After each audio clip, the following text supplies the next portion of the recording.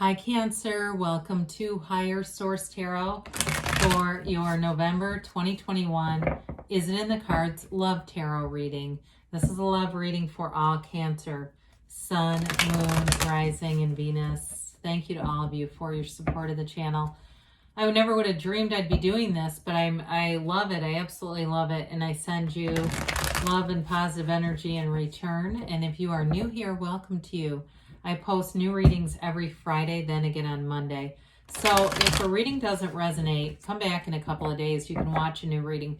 Fridays are always a general reading. Mondays are a different style every week. So this is the only time of the month that we do a love reading. Other weeks I'll do a pick a card reading, and then there's some other weeks I do a more detailed Celtic cross style reading. So if you like tarot and you like the channel, I'd love to invite you to subscribe to Higher Source Tarot. All right, what advice do you have for Cancer?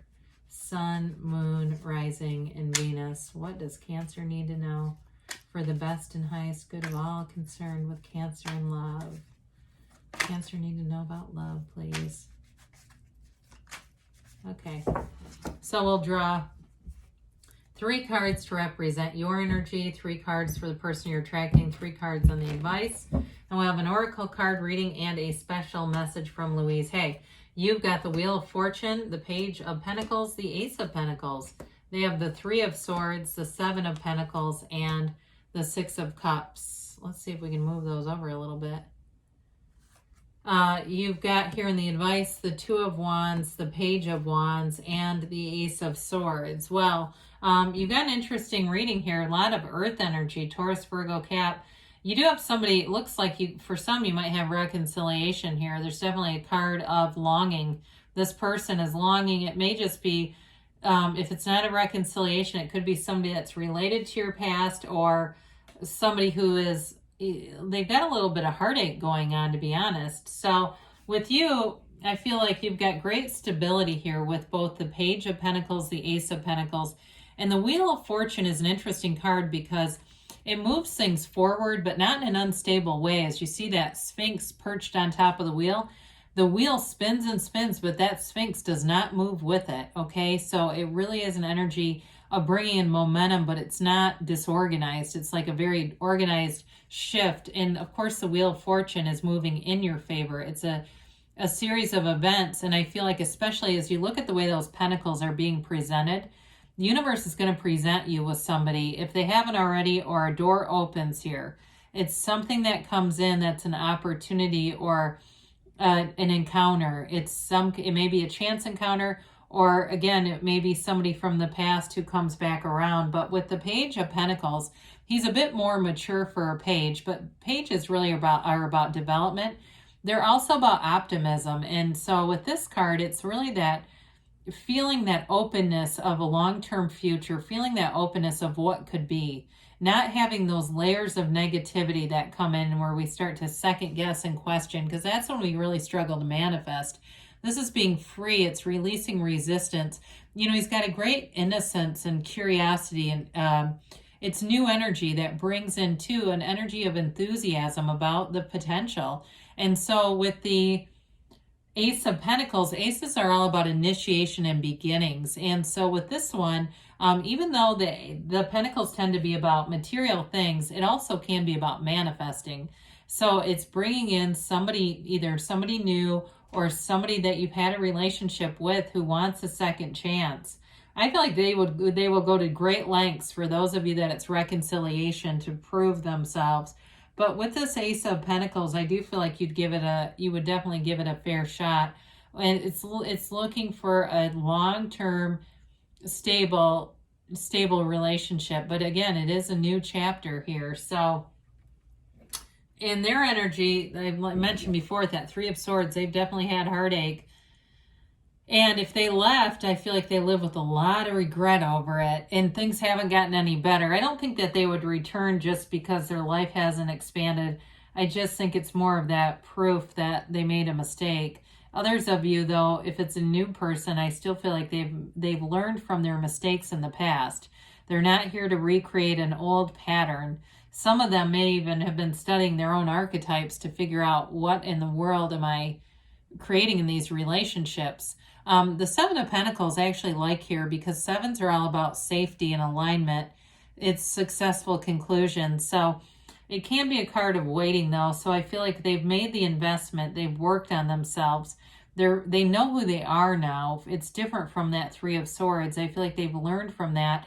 And so if it's a reconciliation, I don't feel like they've been off dating other people. I think it really has been about figuring out some things in their own life. Now, the Six of Cups is a card of happiness. It's sentimental longing. It's nostalgia. It's a return to love.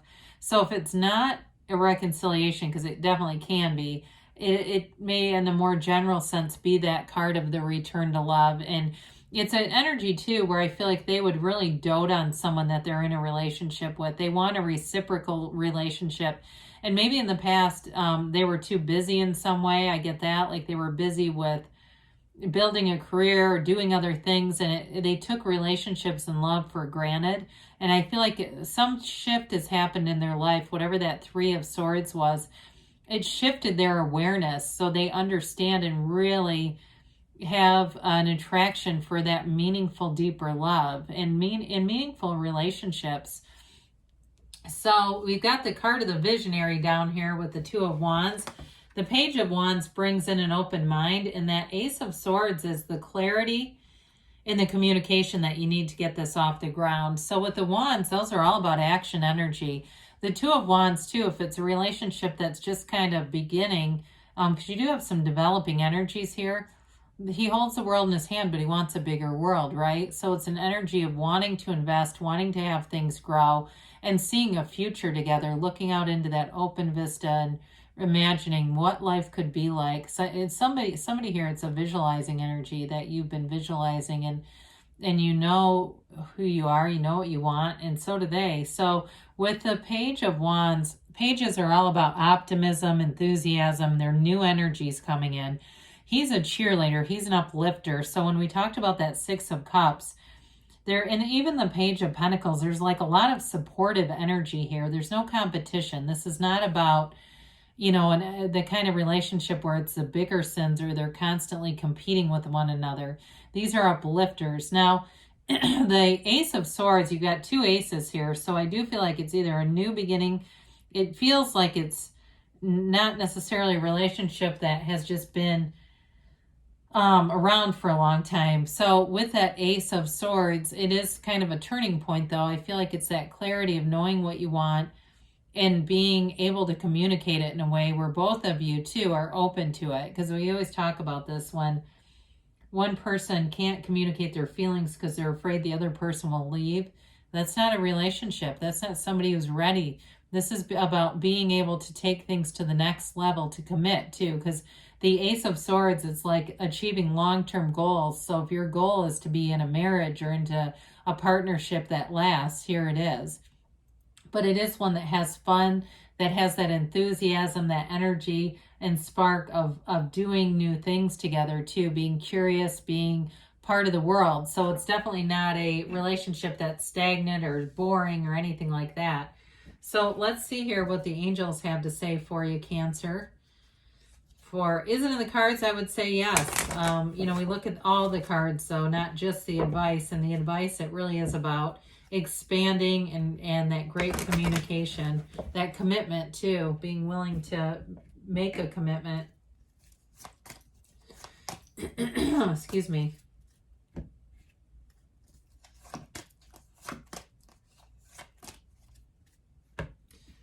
You've got here, meditation brings answers. So quieting the mind down can bring you a long way, bringing that clarity, that stabilization that those pentacles keep showing us. You have romance. We like to see that in a love reading. There's definitely romance. There's fun. There's that, like I said, that passion of the wands too. You've got the good stability of the pentacles, the love in the cups, and passion in those wands. They say let go. So if there's something holding you back, you've got new energy coming in, but it's time to let go of anything that would hold you out. Let go to receive, that great paradox. And they say you're ready, Cancer. And you've got don't stop. So keep going. You're on the right track. Let's hear from Louise Hay. I always feel like this is an important part of a love reading. It's from Life Loves You. I give what I want to receive. We need to give what we want to receive. When you experience any lack in your life, ask yourself, what am I not giving? Because we're the point of attraction, right? We get what we are. And so good things are on the way. Yes, it's in the cards. I love you, Cancer, and I'll be back again soon.